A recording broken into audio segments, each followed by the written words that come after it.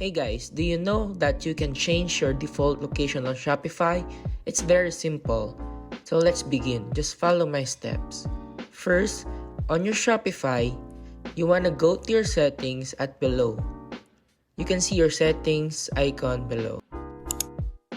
Now once you're inside, look for location and click it. In here, I already have a location. What we're going to do is add another location so that we can change our default location. Just add whatever you want, for example, Netherlands, and edit the name above and simply click Save. Now once you're done, it will bring you back to your Shopify interface, but head back to settings and then go to location.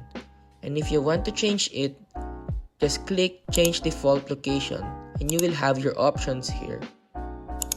And select location. In my case, I will choose shop location and simply click save. And there you have it. Just that simple. I hope this video helped you out.